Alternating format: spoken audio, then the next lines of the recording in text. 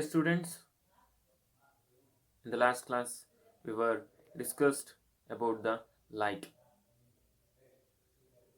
and reflection. So we came to know what is light, the some theories about the light, some scientists who proposed about the light, what they explained about the light. All those things we were studied, and we came to know about the definition for reflection and laws of reflection. We were studied very importantly. So once again we will recap that one. So you know that light is always travel in a straight line, and you can see the objects when light falls on the object and it reflects back to our eye. So then only you can see the object. Any objects you can see that. So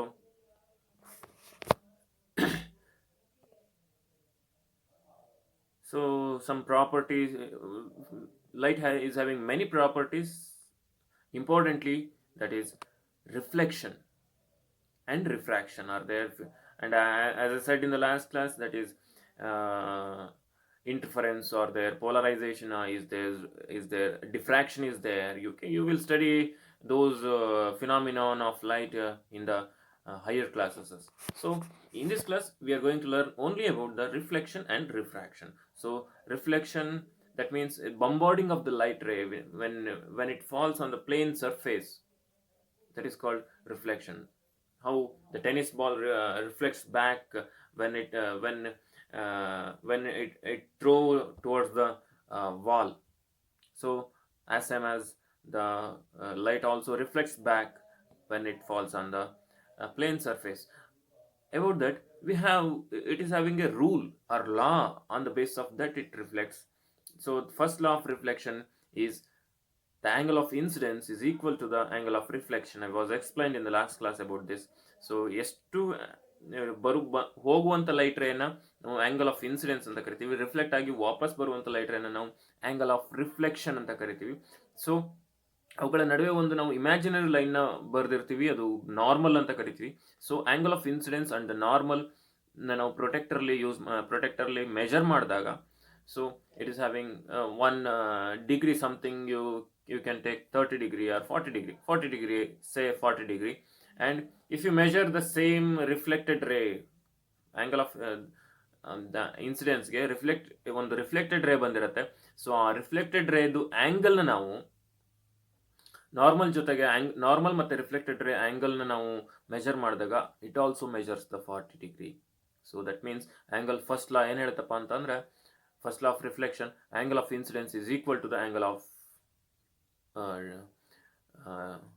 reflection, same ಇರುತ್ತೆ ಅಂತ ಹೇಳುತ್ತೆ. So second ಲಾಗೆ ಬಂದರೆ, so reflected ray and incident ray and reflected ray, ಬಂದಿರುವಂಥ ray ಹೋಗಿರುವಂಥ ray and the normal all are at the same plane. ಎಲ್ಲವೂ same plane ಇರುತ್ತೆ, ಒಂದು ಮೇಲೆ ಒಂದು ಕೆಳಗೆ ಇರಲ್ಲ ಅಂತ ಸೆಕೆಂಡ್ ಲಾ ಹೇಳುತ್ತೆ. The incident ray, the reflected ray and the normal to the mirror at the point of incidence all lies in the same plane. ಎಲ್ಲವೂ ಸೇಮ್ ಪ್ಲೇನಲ್ಲಿರುತ್ತೆ ಮಿರರಲ್ಲಿ. ಗೊತ್ತಾಗುತ್ತೆ, ಒಂದು ಮಿರರ್ ಇಟ್ಕೊಂಡು ನಾವು ಇದನ್ನೆಲ್ಲ ಮಾಡ್ತಾ ಹೋಗ್ತೀವಿ ಎಕ್ಸ್ಪೆರಿಮೆಂಟ್ಸ್ನ.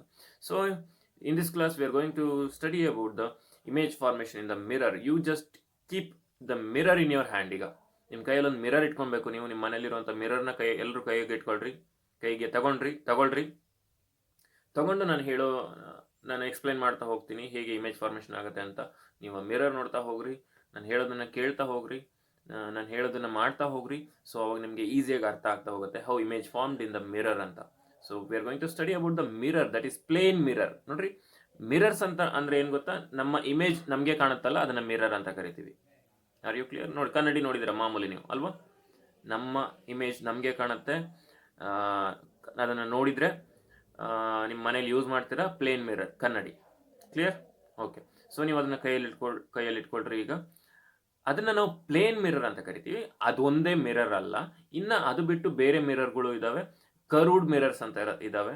ಅವುಗಳನ್ನ ನಾವು ಮುಂದೆ ಓದೋಣ. ಸೊ 2 ಟೈಪ್ಸ್ ಆಫ್ ಮಿರರ್ ಬಗ್ಗೆ ಓದ್ತೀವಿ ನಾವಿಲ್ಲಿ, ಒಂದು ಪ್ಲೇನ್ ಮಿರರ್, ಇನ್ನು ಕರ್ವ್ಡ್ ಮಿರರ್. ನಾವು ಇಂಪಾರ್ಟೆಂಟ್ಲಿ ಓದೋದು curved mirror. First we will discuss about the plane mirror. So keep your mirror in your hand. We will see the next.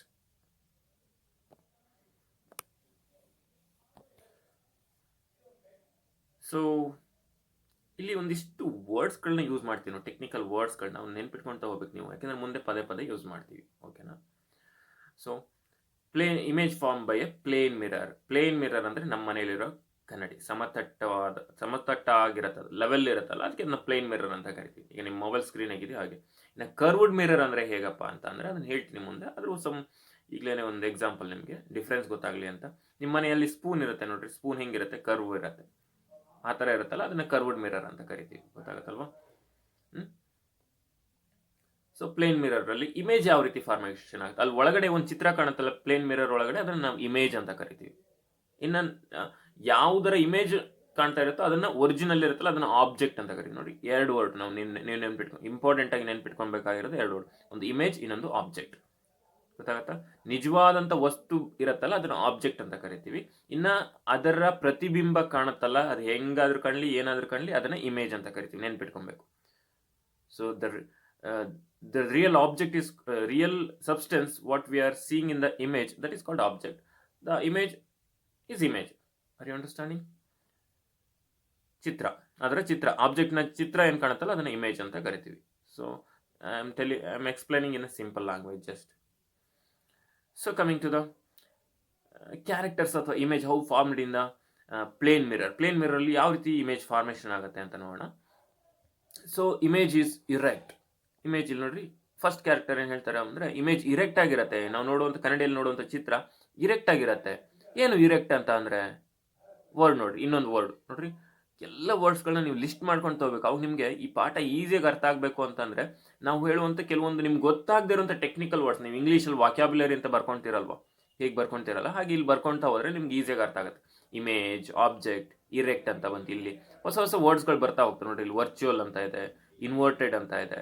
So ಇವನ್ನೆಲ್ಲ ನೀವು ಏನು ಮಾಡ್ತಾ ಹೋಗ್ಬೇಕು ಅಂದರೆ ಬರ್ಕೊಂಡು ಅದಕ್ಕೆ ಡೆಫಿನೇಷನ್ ಏನು ನಿಮ್ಮ ಲ್ಯಾಂಗ್ವೇಜಲ್ಲೇ ಬರ್ಕೊಂಡ್ರೆ, ಅದು ಹೆಂಗಿದೆಯೋ ಹಂಗೆ ಬರ್ಕೊಳ್ಬೇಕು ಅಂತ ಏನಿಲ್ಲ.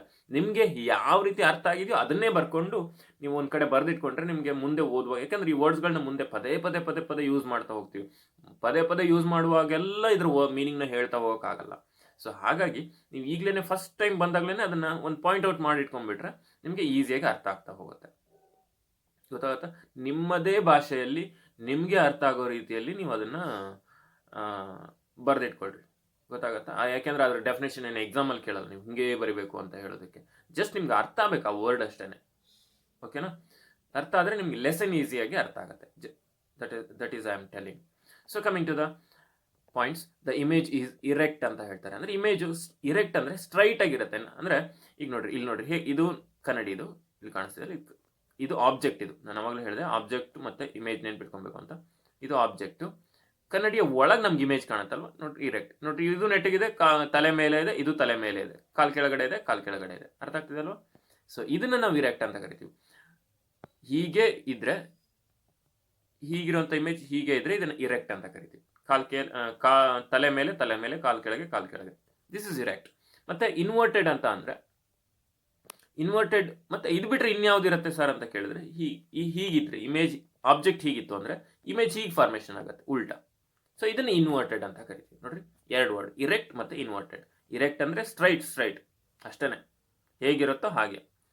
ಇನ್ವರ್ಟೆಡ್ ಅಂದರೆ ಉಲ್ಟಾ ಕಾಣೋದು. ಸೊ ಪ್ಲೇನ್ ಮಿರರಲ್ಲಿ ನೀವು ನೋಡಿದರೆ, ನಾವು ಕನ್ನಡಿ ನೋಡ್ಕೊಂಡಿದ್ರೆ, ನೀವು ನೋಡ್ತಾ ಇದ್ದೀರಿ ಕನ್ನಡಿ ಅಂತ ನಾನು ಅನ್ಕೊಂಡಿದ್ದೀನಿ. ಹೇಗೆ ಕಾಣ್ತಿದೆ ನಿಮಗೆ? ಹೇಗಿದ್ದೀರೋ ಹಾಗೆ ಕಾಣ್ತಾ ಇದೆ, ನೆಟ್ ಸ್ಟ್ರೈಟಾಗಿ ಕಾಣ್ತಾ ಇದೆ, ತಲೆ ಮೇಲೆ ಕಾಣ್ತಾ ಇದೆ ತಾನೆ? Okay, right. So that is called as erect ಅಷ್ಟೇ. ಓಕೆನಾ? ಕನ್ಫ್ಯೂಸ್ ಆಗುವಂಥ ಅವಶ್ಯಕತೆ ಏನಿಲ್ಲ. So image is same size as the object. ಆಮೇಲೆ same size as the object. ನೋಡ್ರಿ, ಎರಡನೇ ಪಾಯಿಂಟ್ ಏನು ಹೇಳ್ತಾರೆ, ಇದೆಷ್ಟು ಸೈಜ್ ಇದೆಯೋ ಇದು ಕೂಡ ಅಷ್ಟೇ ಸೈಜ್ ಇದೆ. ನೋಡ್ರಿ, ಇಲ್ಲಿ ಇದೆಷ್ಟು ಸೈಜ್ ಇದೆಯೋ ಇದು ಕೂಡ ಅಷ್ಟೇ ಸೈಜ್ ಇದೆ. ಗೊತ್ತಾಗ್ತಿದೆಯಾ? Same size. ನಮಗೆ ನೋಡ್ರಿ, ಇಮೇಜು ನಾವು ಕನ್ನಡಿ ನೋಡ್ತಾ ಇದೀವಿ, ಯಾವುದೋ ಒಂದು ವಸ್ತುವನ್ನು ನೋಡ್ತಾ ಇದೀವಿ, ಇಲ್ಲಿ ಆಬ್ಜೆಕ್ಟ್ ಇಲ್ಲಿದೆ. ಕನ್ನಡಿ ಮುಖಾಂತರ ನೋಡಿದಾಗ ಅದು ಇಲ್ಲೆಲ್ಲೂ ಕನ್ನಡಿಯ ಒಳ ಕಣ್ಣಂಗೆ ಕಾಣುತ್ತೆ. ಅರ್ಥ ಆಗ್ತಿದೆ ಅಲ್ವಾ? So same size of the object. Object ಎಷ್ಟಿರುತ್ತೋ ಅಂದರೆ ನಾವು ಎಷ್ಟು ದೊಡ್ಡಕ್ಕಿದೀವೋ, ನಾವು ಒಂದು ಹಿಂಗೆ ಬೆರಳು ಇಟ್ಕೊಂಡ್ರೆ ಕನ್ನಡಿಯ ಮುಂದೆ, ಇದು ನಮ್ಮ ಬೆರಳು ಎಷ್ಟು ದೊಡ್ಡಕ್ಕಿದೆಯೋ ಅಷ್ಟೇ ದೊಡ್ಡಕ್ಕೆ ನಮ್ಮ ಕನ್ನಡಿ ಒಳಗಡೆ ಕೂಡ ಬೆರಳು ಕಾಣುತ್ತೆ. ಸೈಜಲ್ಲಿ ಏನು ವೇರಿಯೇಷನ್ ಆಗಲ್ಲ. Same size of the object. ಯಾಕೆ ನಾನು ಇದನ್ನ ಹೇಳ್ತಾ ಇದ್ದೀನಿ ಅಂದರೆ, ಬೇರೆ ಮಿರರ್ ಬಗ್ಗೆ ಓದ್ತೀವಿ ನಾವು ನೆಕ್ಸ್ಟ್, ಕರ್ವ್ಡ್ ಮಿರರ್ಸ್ ಬಗ್ಗೆ, ಅವಾಗ ಸೈಜ್ ವೇರಿಯೇಷನ್ ಆಗುತ್ತೆ. ನಿಮಗೆ ಅದರ ಎಕ್ಸಾಂಪಲ್ಸ್ ಎಲ್ಲ ಕೊಡ್ತೀನಿ. ಹಾಗಾಗಿ ಪ್ಲೇನ್ ಮಿರರಲ್ಲಿ ಸೇಮ್ ಸೈಜ್ ಇರುತ್ತೆ ಅಂತ ಗೊತ್ತಾಗತ್ತಾ? ಆಮೇಲೆ next third point, image is formed at same distance from the mirror as the object in front of it. ಅಂದ್ರೆ ಎಷ್ಟು ದೂರದಲ್ಲಿ ಆಬ್ಜೆಕ್ಟ್ ಇದೆಯೋ ಅಷ್ಟೇ ದೂರದಲ್ಲಿ ಮಿರರ್ ಒಳಗಡೆ ಕಾಣುತ್ತೆ. ಇದರ ನಡುವಿನ ಡಿಫ್ರೆನ್ಸ್ ಇಲ್ಲಿಂದ ಇಲ್ಲಿಗೆ, ಇಲ್ಲಿಂದ ಇಲ್ಲಿಗೆ ಡಿಫ್ರೆನ್ಸ್ ನೋಡ್ರಿ. ಕ್ಯಾಂಡಲ್ ಇಲ್ಲಿಂದ ಇಷ್ಟು ದೂರದಲ್ಲಿದೆ, ಮಿರರ್ ಇಂದ ಇಷ್ಟು ದೂರದಲ್ಲಿದೆ, ಅದರ ಇಮೇಜು ಕೂಡ ಅಷ್ಟೇ ದೂರದಲ್ಲಿ ಕಾಣ್ತಾ ಇದೆ. ಅಂದ್ರೆ ಎಷ್ಟು ಒಳಗಡೆ ನೋಡ್ರಿ, ಇಮೇಜ್ ಒಳಗಡೆ ನೀವು ಕನ್ನಡಿನ ದೂರ ಇಟ್ಕೊಳ್ರಿ, ನಿಮ್ಮ ಕೈಯಿಂದ ಮುಂದೆ ಮಾಡಿಟ್ಕೊಳ್ರಿ, ನೀವು ದೂರದಲ್ಲಿ ಕನ್ನಡಿ ಒಳಗೆ ದೂರದಲ್ಲಿ ಕಾಣಿಸ್ತೀರಾ. ಹಿಂಗೆ ದೂರ ಇಟ್ಕೊಳ್ರಿ ಕನ್ನಡಿಯ ಒಳಗೆ ಕಾಣಿಸ್ತೀರಾ. ಇನ್ನು ನೀವು ಕನ್ನಡಿಯನ್ನು ಹತ್ರ ತಗೊಂಡ್ಬನ್ನಿ, ಕನ್ನಡಿಯ ಹತ್ರ ತಗೊಂಡ್ ಬಂದಾಗ ನೀವು ಹತ್ರದಲ್ಲಿದ್ದೀರಾ ಅಂತ ಕನ್ನಡಿಯ ಒಳಗೂ ಕೂಡ ಹತ್ರದಲ್ಲಿ ಕಾಣಿಸ್ತೀರಾ. ಅಷ್ಟೇನೆ. ಅರ್ಥ ಆಗ್ತಿಲ್ಲ? ಕನ್ನಡಿ ಇಟ್ಕೊಂಡಿದ್ದೀರಲ್ವ ನೀವೆಲ್ಲ ಮಿರರ್ನ. ಸೊ ಇಮೇಜು ಎಷ್ಟು ಡಿಸ್ಟೆನ್ಸ್ ಅಲ್ಲಿ ಇರತ್ತೆ, ಆಬ್ಜೆಕ್ಟ್ ಎಷ್ಟು ಡಿಸ್ಟೆನ್ಸ್ ಅಲ್ಲಿ ಮಿರರ್ ಇಂದ ಆಬ್ಜೆಕ್ಟ್ ಎಷ್ಟು ದೂರದಲ್ಲಿ ಇರುತ್ತೋ ಅಷ್ಟೇ ದೂರದಲ್ಲಿ ಮಿರರ್ನ ಒಳಗೆ ಇಮೇಜ್ ಫಾರ್ಮೇಶನ್ ಆಗುತ್ತೆ. So that is the third point. The image is at the same distance from the mirror as the object in front of it. So next fourth point, the image is virtual. Virtual ಅನ್ನೋ word ಬಂತು ನೋಡ್ರಿ, ನಿಮ್ಗೆ ಹೊಸ word. ಇದನ್ನಂತೂ ಸಿಕ್ಕಾಪಟ್ಟೆ use ಮಾಡ್ತೀವಿ ನಾವು, virtual ಅಂತ. ಏನಪ್ಪ ವರ್ಚುವಲ್ ಅಂತ ಅಂದ್ರೆ, it can not be caught on screen ಮೇಲೆ ತಗೊಳೋದಕ್ಕಾಗಲ್ಲ. ನಾವು ಇದನ್ನ cannot be obtained on the screen. ಏನು ಸರ್ ಇದು ಸ್ಕ್ರೀನ್ ಮೇಲೆ ತಗೊಳೋದಕ್ಕಾಗಲ್ಲ, ಸ್ಕ್ರೀನ್ ಮೇಲೆ ಇಮೇಜ್ನ ಪಡ್ಕೊಳೋದಕ್ಕಾಗಲ್ಲ ಅಂತ ಅಂದರೆ, ನಿಮಗೆ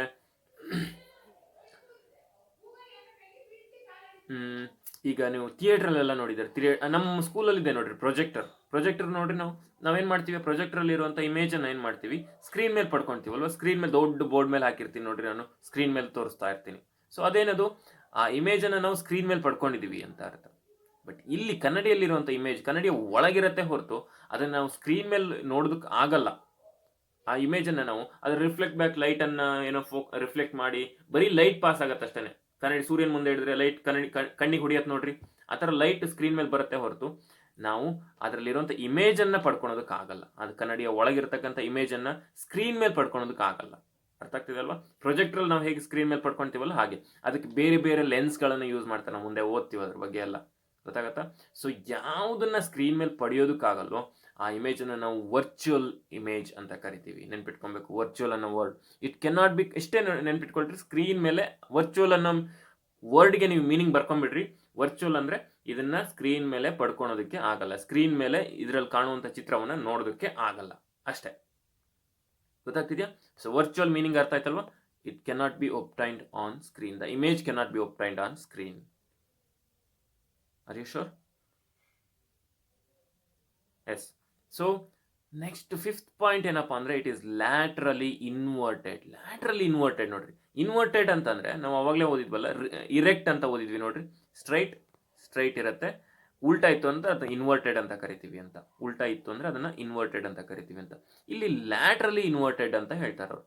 ಏನಿದು ಲ್ಯಾಟ್ರಲಿ ಇನ್ವರ್ಟೆಡ್ ಅಂತ ಅಂದ್ರೆ, ನಿಮಗೆ ಈ ಸೆಲ್ಫಿ ತಗೊಂಡಾಗ ನೋಡಿರ್ತೀರಾ, ನೀವು ಸೆಲ್ಫಿ ತಗೊಳ್ತೀರಲ್ವಾ, ಅವಾಗ ನೀವು ತಲೆನ ಈ ಕಡೆಗೆ ಬಾಚ್ಕೊಂಡಿದ್ರೆ ಅದು ಈ ಕಡೆ ಕಾಣ್ತಾ ಇರತ್ತೆ, ಈ ಕಡೆ ಬಾಚ್ಕೊಂಡಿದ್ರೆ ಈ ಕಡೆ ಕಾಣ್ತಾ ಇರತ್ತೆ. ಗೊತ್ತಾಗ್ತಿದ್ಯಾ? ಸೊ ಈ ತರ ಕನ್ನಡಿ ಮುಂದೆ ಕೈ ಇಟ್ಕೊಳ್ರೆ ಅದು ಉಲ್ಟಾ ಕಾಣುತ್ತೆ. ಲೆಫ್ಟ್ ಕೈ ಎತ್ತಿದ್ರೆ ರೈಟ್ ಕೈ ಎತ್ತಂಗೆ ಅನ್ಸುತ್ತೆ, ರೈಟ್ ಕೈ ಎತ್ತಿದ್ರೆ ಲೆಫ್ಟ್ ಕೈ ಎತ್ತದ ಹಾಗೆ ಅಂತ ಅನ್ಸತ್ತೆ ನಮ್ಗೆ ಅಷ್ಟೇನೆ ಅಲ್ವಾ? ಸೊ ಅದನ್ನ ನಾವು ಏನಂತ ಕರಿತೀವಿ, ಲ್ಯಾಟ್ರಲಿ ಇನ್ವರ್ಟೆಡ್. ಗೊತ್ತಾಗತ್ತಾ? ಇನ್ವರ್ಟೆಡ್ ಅಂದ್ರೆ ಹೀಗಿದ್ದು ಹೀಗಾಗೋದನ್ನ ಇನ್ವರ್ಟೆಡ್. ಇದು ಇರೆಕ್ಟ್, ಹೀಗಿದ್ರೆ ಹೀಗೆ ಕಾಣ್ತಾ ಇದೆ ಅಂದ್ರೆ ಇದು ಇರೆಕ್ಟ್, ಹೀಗಾಯ್ತು ಅಂದ್ರೆ ಅದು ಇನ್ವರ್ಟೆಡ್. ಓಕೆನಾ? ಇನ್ನ ಲ್ಯಾಟ್ರಲಿ ಇನ್ವರ್ಟೆಡ್ ಅಂದ್ರೆ ಹೀಗಿದ್ದು ಹೀಗ್ ಕಾಣುತ್ತೆ, ಹೀಗಿರುವಂತ ಕೈ ಹೀಗ್ ಕಾಣುತ್ತೆ. ಇದನ್ನ ನಾವು ಏನಂತ ಕರಿತೀವಿ, ಲ್ಯಾಟ್ರಲಿ ಇನ್ವರ್ಟೆಡ್ ಅಂತ ಕರಿತೀವಿ. ಗೊತ್ತಾಗತ್ತಾ? ಹೀಗಿರುವಂತ ಕೈ ನೋಡ್ರಿ, ಬೆರಳು ಈ ಕಡೆ ಇದೆ, ಈ ಬೆರಳು ಈ ಕಡೆ ಹೀಗ್ ಕಾಣುತ್ತೆ. ಇದನ್ನ ನಾವು ಲ್ಯಾಟ್ರಲಿ ಇನ್ವರ್ಟೆಡ್ ಅಂತ ಕರಿತೀವಿ. ಅರ್ಥ ಆಗ್ತಿದೆ ಅಲ್ವಾ? ಮಿರರ್ ಅಲ್ಲಿ ಹಾಗೆ ಕಾಣೋದಲ್ವಾ? ನೀವೆಲ್ಲ ನೋಡಿದೀರಾ, ನೀವು ಫೀಲ್ ಆಗಿದ್ದೀರಾ ಅದ್ರ ಬಗ್ಗೆ ಎಲ್ಲ, ನನಗೆ ಗೊತ್ತಿದೆ. ಸೊ ಹಾಗಾಗಿ ಆ ತರ ಕಾಣೋದನ್ನ ನಾವು ಏನಂತ ಕರಿತೀವಿ ಅಂತ ಅಂದ್ರೆ, it is called laterally inverted. So these are the characters when image is formed by plane mirror. ಅರ್ಥ ಆಗ್ತಿದೆ ಅಲ್ವಾ ಎಲ್ಲ points? The image is erect, the image is same size as the object. Object ಎಷ್ಟಿರುತ್ತೋ ಅಷ್ಟೇ image size ಇರುತ್ತೆ. And the image is at the same distance from the mirror as the object is in front of it. ಅಂದ್ರೆ object ಎಷ್ಟು ದೂರದಲ್ಲಿರುತ್ತೋ ಇಮೇಜ್ನ mirror ಇಂದ ಅಷ್ಟೇ ದೂರದಲ್ಲಿ ಮಿರರ್ನ ಒಳಗೆ ಇಮೇಜ್ ಫಾರ್ಮೇಷನ್ ಆಗುತ್ತೆ. And the image is virtual, that means it cannot be caught on screen, and the image is laterally inverted. ಗೊತ್ತಾಯ್ತಾ? ಲ್ಯಾಟ್ರಲಿ ಇನ್ವರ್ಟೆಡ್ ಅಂದರೆ ಲ್ಯಾಟ್ರಲ್ ಆಗಿ ಇನ್ವರ್ಟ್ ಆಗಿರುತ್ತೆ. So these are all the points, characters of image formed by the characters of the image formed by the plane mirror. Take down the question. What are the characters of the image when it is formed by a plane mirror?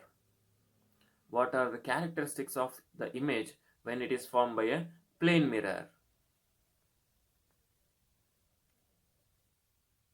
I hope you are all understanding. So next we'll move on to the spherical mirror. ನಾನು ಅವಾಗಲೇ ಹೇಳಿದೆ ನಾವು ಜಾಸ್ತಿ ಓದಬೇಕಾಗಿರೋದೆ spherical mirror ಬಗ್ಗೆ ಈ ಲೆಸನಲ್ಲಿ. ಸುಮ್ಮನೆ just ಇಂಟ್ರೊಡಕ್ಷನ್ಗೆ ನಿಮಗೆ plane mirror ಹೇಳಿದ್ದಾರೆ ಅಷ್ಟೇ.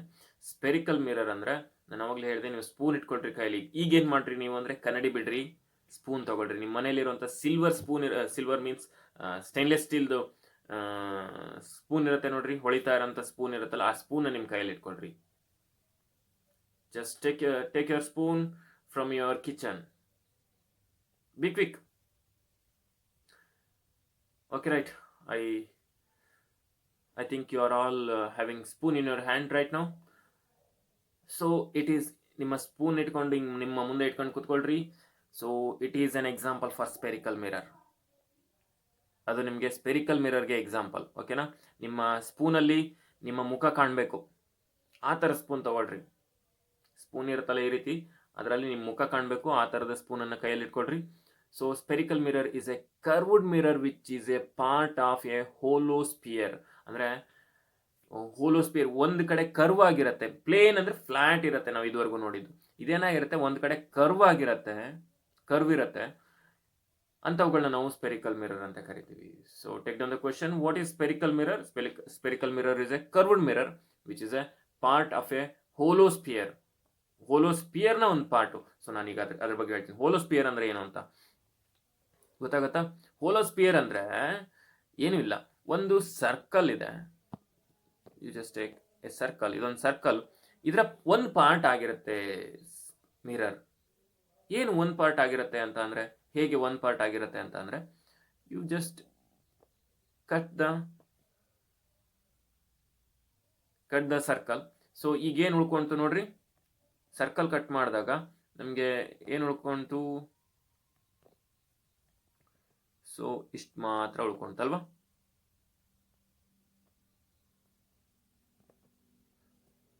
ಸೊ ಇಷ್ಟು ಮಾತ್ರ ಉಳ್ಕೊಂತು.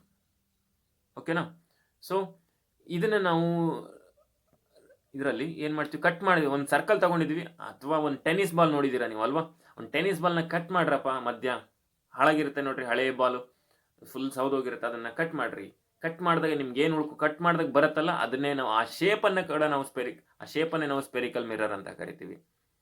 ಗೊತ್ತಾಗುತ್ತೆ? ಆ ಥರದ ಶೇಪ್ ನಾನು ಹೇಳ್ತಾ ಇರೋದು. ಸೊ ಇಲ್ಲಿ ನೋಡ್ರಿ, ಕಾಣಿಸ್ತಾ ಇದೆ ನಿಮಗೆ, ಇದೇನಿದು? It's a part of the hollow sphere. ಸ್ಪಿಯರ್ನ ಒಂದು ಪಾರ್ಟ್ ಇದು. ಇಲ್ಲಿ ಈ ಭಾಗವನ್ನು ಶೇಡ್ ಮಾಡಿ, ಈ ಸ್ಪಿಯರ್ ಅಲ್ಲಿ 2 ಟೈಪ್ ಇದೆ, ಅಥವಾ ಸ್ಪೆರಿಕಲ್ ಮಿರರ್, ಇದನ್ನ ನಾವು ಸ್ಪೆರಿಕಲ್ ಮಿರರ್ ಅಂತ ಕರಿತೀವಿ. ಸ್ಪೆರಿಕಲ್ ಮಿರರ್ ಅಲ್ಲಿ 2 ಟೈಪ್ ಇದೆಯಪ್ಪ. 2 ಟೈಪ್ ಅಂದ್ರೆ, ಈ ಮಿರರ್ ನೋಡ್ರಿ, ನೀವು ಮಿರರ್ನ ನೋಡಿರ್ತೀರಿ ನೀವು, ಕನ್ನಡಿ, ನಿಮ್ಮ ಮುಖ ಕಾಣುವಂಥ ಕನ್ನಡಿಯನ್ನು ಒಂದು ಸೈಡು ಶೇಡ್ ಮಾಡಿರ್ತಾರೆ, ನೋಡಿದಿರಲ್ಲ? ಫುಲ್ ಓಪನ್ ಮಾಡಿ ಮಿರರ್ನ, ಕಟ್ಟೆಲ್ಲ ಇರುತ್ತಲ್ಲ, ಅದಕ್ಕೆ ಫ್ರೇಮ್ ಎಲ್ಲ ಇರುತ್ತಲ್ಲ, ಅದನ್ನ ತೆಗೆದು ನೋಡಿದ್ರೆ ಒಂದು ಸೈಡ್ ಓಪನ್ ಮಾಡಿರ್ತಾರೆ, ಒಂದು ಸೈಡ್ ಏನು ರೆಡ್ಡಲ್ಲೋ ಯಾವುದೋ ಒಂದು ಕಲರ್ಲಿ ಪೇಂಟ್ ಮಾಡಿರ್ತಾರೆ. ಸೊ ರಿಫ್ಲೆಕ್ಟಿಂಗ್ ಸರ್ಫೇಸ್, ಈ ನಾನು ರಿಫ್ಲೆಕ್ಟಿಂಗ್ ಈ ಶೇಡ್ ಮಾಡಿದ್ದೀನಲ್ಲ, ಈ ಗೆರೆ ಎಳೆದಿದ್ದೀನಿ ನೋಡ್ರಿ, ಇದು ರಿಫ್ಲೆಕ್ಟಿಂಗ್ ಸರ್ಫೇಸ್ ಅಲ್ಲ. ಗೊತ್ತಾಗತ್ತಲ್ವ? ಇದು ಪೇಂಟ್ ಮಾಡಿರೋದು ಅಂತ ಅನ್ಕೊಳ್ರಿ. ಗೊತ್ತಾಗ್ತದೆ ಅಲ್ವಾ? ರಿಫ್ಲೆಕ್ಟಿಂಗ್ ಸರ್ಫೇಸ್ ಅಲ್ಲ, ಪೇಂಟ್ ಮಾಡಿರೋದು. ಸೊ ರೇಸ್ಗಳು ಈ ಕಡೆಯಿಂದ ಬರ್ತವೆ, ಈ ಕಡೆಯಿಂದ ಬಂದು ಏನಾಗ್ತವೆ, ರಿಫ್ಲೆಕ್ಟ್ ಆಗಿ ವಾಪಸ್ ಬರ್ತವೆ. ಗೊತ್ತಾಗುತ್ತೆ? ನಾನು ಮುಂದೆ ತೋರಿಸ್ತೀನಿ ಇದ್ರ ಪಿಕ್ಚರ್. ಸೊ ಈ ರೀತಿ ಇತ್ತು ಅಂದರೆ ಇದನ್ನು ನಾವು ಏನಂತ ಕರಿತೀವಪ್ಪ ಅಂತ ಅಂದರೆ ಕಾನ್ಕೇವ್ ಮಿರರ್ ಅಂತ ಕರಿತೀವಿ. ಗೊತ್ತಾಗ್ತಿದೆ ಅಲ್ವಾ? ಇದು concave mirror. This is one type of mirror, concave mirror.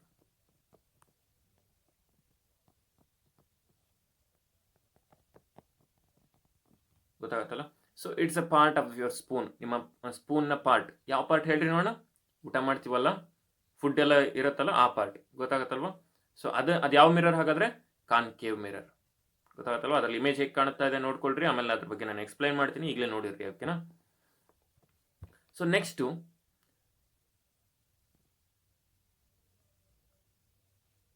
ಇನ್ನೊಂದೇನಪ್ಪ ಅಂದರೆ, ಅದೇ ಥರನೇ ಇಮೇಜ್ ಫಾರ್ಮೇಷನ್ ಆಗುತ್ತೆ. ಹೀಗಿದೆ. ಸೊ ಈಗ ಶೇಡ್ನ ನಾವು ಈ ಭಾಗದಲ್ಲಿ ಮಾಡೋಣ. ಯಾವಾಗ ಇನ್ನು ಒಳಗಡೆ ಭಾಗಕ್ಕೆ ಶೇಡ್ ಮಾಡೋಣ. ಇದು ಶೇಡ್ ಮಾಡಿರೋಂಥ ಭಾಗ, ಕಲರ್ ಹೊಡೆದಿದ್ರೆ ಅಂತ ಅನ್ಕೊಳ್ರಿ ಇಲ್ಲಿ. ಸೊ ರಿಫ್ಲೆಕ್ಷನ್ ಹೇಗಾಗತ್ತೆ ಈಗ, ಇದು ಕರ್ವ್ಡ್ ಔಟ್ವರ್ಡ್, ಗೊತ್ತಾಗ್ತಿದ್ಯಾ? ಇದು ಕರ್ವ್ಡ್ ಔಟ್ವರ್ಡ್. ಸೊ ರೇಸ್ಗಳು ಈ ಕಡೆಯಿಂದ ಬಂದು ಈ ಡಿಕ್ಕಿ ಹೊಡೆದು ಹೊರಗಡೆ ಹೋಗ್ತವೆ. ಸೊ ಈ ರೀತಿ ಹೊರಗಡೆ ಹೋಗ್ತವೆ. ಈ ಥರ ಒಂದು ಮಿರರನ್ನು ನಾವು, ಅಂದರೆ ನಿಮ್ಮ ಸ್ಪೂನ್ನ ಹಿಂಭಾಗ ಮಿರರನ್ನು ನಾವು ಏನಂತ ಕರಿತೀವಪ್ಪ ಅಂತ ಅಂದರೆ ಕಾನ್ವೆಕ್ಸ್ ಮಿರರ್ ಅಂತ ಕರಿತೀವಿ. ಅರ್ಥ ಆಗ್ತಿದೆ ಅಲ್ವಾ? ಸೊ ಟೆನ್ನಿಸ್ ಬಾಲ್ನ ಹೊರಭಾಗವನ್ನು ಕಾನ್ವೆಕ್ಸ್ ಮಿರರ್, ಟೆನ್ನಿಸ್ ಬಾಲ್ನ ಕಟ್ ಮಾಡಿದಾಗ ಅದರ ಒಳಭಾಗವನ್ನು ಕಾನ್ಕೇವ್ ಮಿರರ್ ಅಂತ ಕರಿತೀವಿ. ನೆನ್ಪಿಟ್ಕೊಳ್ರಿ ಅಷ್ಟೇ. So coming to the lesson. So concave mirror andre is a spherical mirror whose reflecting surface is curved inward. The rays of light parallel to the principal axis after reflection from concave mirror meet at a point on the principal axis. So ರೇಸ್ಗಳು ನೋಡ್ರಿ ಇಲ್ಲಿ ಬಂದಿದ್ದಾವೆ, ರೇಸ್ಗಳು ಇದರಲ್ಲಿ. So ಇಲ್ಲಿ ನೋಡ್ರಿ ರೇಸ್ಗಳು ಬಂದಿದ್ದಾವೆ. So ಅವುಗಳೆಲ್ಲ reflect ಆಗಿ concave mirror ಅಲ್ಲಿ reflect ಆಗಿ ಹೇಗೆ ಹೋಗ್ತವೆ, ಒಂದ್ ಕಡೆಗೆ ಎಲ್ಲವೂ ಸೇರ್ಕೊಳ್ತವೆ. ಆ ರೇಸ್ಗಳು ಬಂದಿರುವಂಥ ಎಲ್ಲ ರೇಸ್ಗಳು ಎಲ್ಲೋ ಒಂದು ಕಡೆ ಸೇರ್ಕೊಳ್ತವೆ.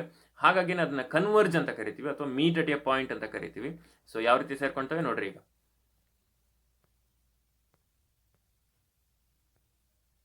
ಈಗ ಬರ್ತವೆ, ಈಗ ಬಂದಿರೋಂಥ ರೇಸ್ಗಳು ಮತ್ತೇನಾಗ್ತವೆ, ಈಗ ಸೇರ್ಕೊಳ್ತವೆ. ಗೊತ್ತಾಗತ್ತಾ? ಸೊ ಆ ಸೇರ್ಕೊಂತಲ್ಲ ಆ ಲೈನ್ ಅನ್ನೇ ನಾವು ಪ್ರಿನ್ಸಿಪಲ್ ಆಕ್ಸಿಸ್ ಅಂತ ಕರಿತೀವಿ. ಅದ್ರ ಬಗ್ಗೆ ನಾನು ಮುಂದೆ ಹೇಳ್ಕೊಡ್ತೀನಿ, ಮುಂದೆ ಬರುತ್ತೆ ಪ್ರಿನ್ಸಿಪಲ್ ಆಕ್ಸಿಸ್ ಅಂದ್ರೆ ಏನು ಅಂತ. Meet at A point.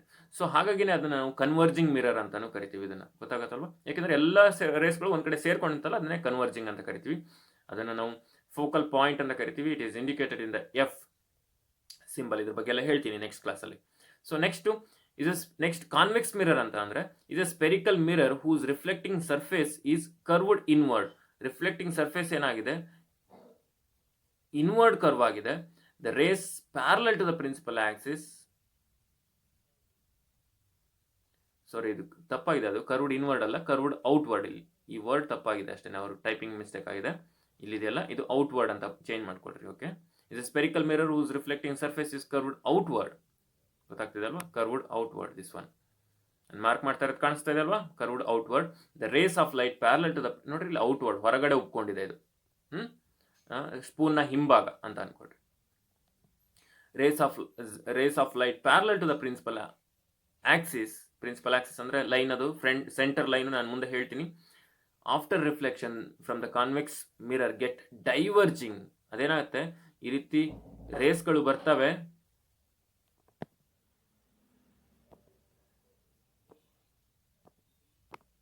Okay, ಈ ರೀತಿ ರೇಸ್ಗಳು ಬಂದು ಏನಾಗ್ತವೆ ನೋಡ್ರಿ, ಈ ರೀತಿ ರೇಸ್ಗಳು ಬರ್ತವೆ, ಬಂದು ರಿಫ್ಲೆಕ್ಟ್ ಆಗಿ ಹೊರಗಡೆ ಹೋಗ್ತವೆ. ನೋಡ್ರಿ, ಇಲ್ಲಾದ್ರೆ ಫಸ್ಟ್ ಪಿಕ್ಚರ್ಲಿ ಕಾನ್ಕೇವ್ ಮಿರರ್ ಅಲ್ಲಿ ಎಲ್ಲ ಕೂಡ್ಕೊಂಡಿದ್ವು, ಇವುಗಳು ಹಾಗಲ್ಲ. ಯಾಕಂದ್ರೆ ಇದು ಕರ್ವ್ಡ್ ಔಟ್ವರ್ಡ್ ಅವಲ್ಲ, ಹಾಗಾಗಿ ಹೊರಗಡೆ ಹೋಗ್ತವೆ. ಇದನ್ನ ನಾವು ಡೈವರ್ಜಿಂಗ್ ಅಂತ ಕರಿತೀವಿ. Diverge appear to come from the point behind the mirror. ಆದ್ರೆ ಎಲ್ಲಿಂದ ಬಂದಂಗೆ ಕಾಣುತ್ತೆ, ಇದು ಡೈವರ್ಜ್ ಆಗಿದಾವೆ. ನೋಡ್ರಿ, ಹೊರಗಡೆ ಹೋಗಿದಾವೆ, ಇಲ್ಲಿ ಕಾಣಿಸ್ತಾ ಇದೆ ಅಲ್ವಾ ನಿಮ್ಗೆ? ಹೊರಗಡೆ ಹೋಗಿದಾವೆ. ಆದ್ರೆ ಎಲ್ಲಿಂದ ಬಂದಿದಾವೆ ಅಂತ ಅನ್ಸತ್ತಪ್ಪ ನಮ್ಗೆ ಅಂತ ಅಂದ್ರೆ, ಇವು ಸೆಂಟರ್ ಇಂದ ಬಂದಿದೆ ಅಂತ ಅನ್ಸುತ್ತೆ ನಮ್ಗೆ. ಬಿಹೈಂಡ್ ದ ಮಿರರ್ನ ಹಿಂಭಾಗದಿಂದ ಬಂದಿದೆ ಅಂತ ಅನ್ಸುತ್ತೆ ನಮ್ಗೆ. ಅದರ ಇಮ್ಯಾಜಿನರಿ ಲೈನ್ ಡ್ರಾ ಮಾಡ್ತಿದ್ದಾರೆ ನೋಡ್ರಿ. ಸೊ ಇಲ್ಲಿಂದ ಬಂದಿದೆ ಅಂತ ಅನ್ಸುತ್ತೆ ನಮ್ಗೆ. ಇಲ್ಲಿಂದ ಬಂದಿರಲ್ಲ, ರಿಫ್ಲೆಕ್ಟ್ ಆಗಿ ಹೋಗಿರುತ್ತೆ. ಆದ್ರೆ ಹಾಗ ಅನ್ಸೋದು ನಮ್ಗೆ. ನೋಡ್ರಿ, ಹಾಗಾಗಿ ಡಾಟೆಡ್ ಲೈನ್ ಅಲ್ಲಿ ಕೊಟ್ಟಿದ್ದಾರೆ. ಎಲ್ಲಿ ಡಾಟೆಡ್ ಲೈನ್ ಕೊಡ್ತಾರೋ ಅದು ರಿಯಲ್ ಲೈನ್ ಅಲ್ಲ, ಅದು ಇಮ್ಯಾಜಿನರಿ, ನಾವು ಅನ್ಕೊಂಡಿರುವಂತ ಲೈನ್. ಆಗಿರುತ್ತೆ ಅಂತ. ನಿಜವಾಗ್ಲೂ ಆ ಲೈನ್ಸ್ಗಳಿರಲ್ಲ. ಈ ಗೆರೆಗಳೆಲ್ಲ ತೋರಿಸಿರಲ್ಲ, ಅವೆಲ್ಲ ಲೈಟ್ ರೇಸ್ಗಳು. ಗೊತ್ತಾಗತ್ತಾ? ಲೈನ್ಗಳು ಲೈಟ್ ರೇಸ್ಗಳು. ಆದ್ರೆ ಈ ಡಾಟೆಡ್ ಲೈನ್ ಅಲ್ಲಿ ತೋರಿಸಿರೋದು ನಿಜವಾದ ಲೈಟ್ ರೇಸ್ ಅಲ್ಲ, ಅಲ್ಲಿಂದ ಬಂದಿದೆ ಅಂತ ಹಾಗೆ ಅನ್ಸತ್ತೆ ನಮ್ಗೆ. ಮುಂದೆ ಎಲ್ಲರೂ ನಾವು ಡಾಟೆಡ್ ಲೈನ್ ಬರ್ದ್ವಿ ಅಂದ್ರೆ that indicates that is imaginary line ಅಂತ ಅನ್ಕೊಳ್ರಿ. ಇಮ್ಯಾಜಿನರಿ ಲೈಟ್ ರೇ ಅಂತ ಅನ್ಕೊಬೇಕು. ಗೊತ್ತಾಗತ್ತಾ? ಸೊ ಮಿರರ್ನ ಹಿಂಭಾಗದಿಂದ ಬಂದಿದೆ ಅಂತ ನಮ್ಗೆ ಅನ್ಸತ್ತೆ. So that is convex mirror. So we were studied about two types of spherical mirror, concave mirror and convex mirror. So in the next class, we will discuss some technical terms on the convex mirror. In this lesson we are going to use, ಈ lesson ಅಲ್ಲಿ ನಾವು use ಮಾಡಕ್ಕೆ ಹೋಗುವಂತ technical ಟರ್ಮ್ಸ್ನ ನೋಡೋಣ ನಾವು. ಹಾಗೇನೆ concave mirror image, concave mirror ಅಲ್ಲಿ ಆಬ್ಜೆಕ್ಟ್ಸ್ನ ಎಲ್ಲಿ ಇಟ್ಟಾಗ ಎಲ್ಲಿ ಇಮೇಜ್ ಫಾರ್ಮೇಷನ್ ಆಗುತ್ತೆ, ಆ ಇಮೇಜ್ನ ಕ್ಯಾರೆಕ್ಟರ್ಸ್ ಏನು, ವೆರಿ ಇಂಪಾರ್ಟೆಂಟ್ ಕಾನ್ಸೆಪ್ಟ್ಸ್ ಅವೆಲ್ಲ. ಆಮೇಲೆ ಕಾನ್ವೆಕ್ಸ್ ಮಿರರ್ ಅಲ್ಲೂ ಅದೇ ರೀತಿನ ಆಬ್ಜೆಕ್ಟ್ಸ್ನ ನಾವು ಇಟ್ಟಾಗ ಎಲ್ಲಿ ಇಮೇಜ್ ಫಾರ್ಮೇಷನ್ ಆಗುತ್ತೆ, ಹೇಗೆ ಇಮೇಜ್ ಫಾರ್ಮೇಷನ್ ಆಗುತ್ತೆ, ಅದರ ಇಮೇಜ್ನ ಕ್ಯಾರೆಕ್ಟರ್ಸ್ ಏನಾಗಿರುತ್ತೆ ಅದನ್ನೆಲ್ಲ ನಾವು ಓದ್ತಾ ಹೋಗೋಣ. Very important. ಹಾಗಾಗಿ ಬೇಸಿಕ್ ಅನ್ನ ತಿಳ್ಕೊಳೋದು ಭಾಳ ಇಂಪಾರ್ಟೆಂಟ್. ನಾನು ಹಾಗಾಗಿನೇ ಇದನ್ನ ಒತ್ತಿ ಭಾಳ ಜಾಸ್ತಿ ಯಾಕೆ ಎಕ್ಸ್ಪ್ಲೈನ್ ಮಾಡ್ತಾ ಇದ್ದೀನಿ ಅಂದರೆ, ಬೇಸಿಕ್ಸ್ನ ಇದನ್ನ ತಿಳ್ಕೊಂಡ್ರೆ ಮಾತ್ರ ಈ ಲೆಸನ್ ಈಸಿಯಾಗಿ ಅರ್ಥ ಆಗುತ್ತೆ. ನೀವು ಇದನ್ನ ತಿಳ್ಕೊಂಡಿಲ್ಲ, ಇಲ್ಲಿ ನಾವು ಅಲ್ಲಿ ಯೂಸ್ ಮಾಡುವಂಥ ವರ್ಡ್ಸ್ಗಳು, ಇಲ್ಲಿ ಯೂಸ್ ಮಾಡುವಂಥ ಟೆಕ್ನಿಕಲ್ ಟರ್ಮ್ಸ್ಗಳನ್ನ ನಾವು ಬೇಸಿಕ್ಸ್ನ ನಾವು ತಿಳ್ಕೊಂಡಿಲ್ಲ ಅಂದರೆ ಮುಂದೆ ನಿಮಗೆ ಕಷ್ಟ ಆಗುತ್ತೆ ನಾನು ಹೇಳೋದು ಅರ್ಥ ಆಗೋದು. ಹಾಗಾಗಿ ನಿಮಗೆ ಅರ್ಥ ಆಗಲಿಲ್ಲ ಅಂದರೆ ಡೌಟ್ಸನ್ನು ನಾನು ನಿಮ್ಮ ಗ್ರೂಪಲ್ಲಿ ನಾನು ಸಾಲ್ವ್ ಮಾಡ್ತೀನಿ, ನೀವು ಕ್ವಶನ್ಸ್ನ ರೈಸ್ ಮಾಡಿದರೆ. ಸೊ ನೀಟಾಗಿ ತಿಳ್ಕೊಳ್ರಿ. ಅರ್ಥ ಆಗಲಿಲ್ಲ ಅಂದರೆ ಕೇಳ್ರಿ ಕ್ವಶನ್ಸ್ನ ನಿಮ್ಮ ಗ್ರೂಪ್ಸಲ್ಲಿ. Okay, so take down another question. Write the differences between convex mirror and concave mirror. Get this diagram on the homework. ಹೋಮ್ವರ್ಕಲ್ಲಿ ಈ ಡಯಾಗ್ರಾಮು ಕೂಡ ಡಿಫ್ರೆನ್ಸಲ್ಲಿ ಇರಬೇಕು. ಗೊತ್ತಾಗ್ತಿದಲ್ವಾ question? Write the differences between concave mirror and convex mirror. So I hope you all get an idea about concave mirror and convex mirror. ಅಂದರೆ convex mirror ಮತ್ತು concave mirror ಅಂದರೆ ಏನು ಅನ್ನೋಂಥ ಐಡಿಯಾ ನಿಮ್ಗೆ ಸಿಕ್ಕಿದೆ ಅಂತ ನಾನು ಅನ್ಕೊಳ್ತೀನಿ. Thank you. We will meet in the next class.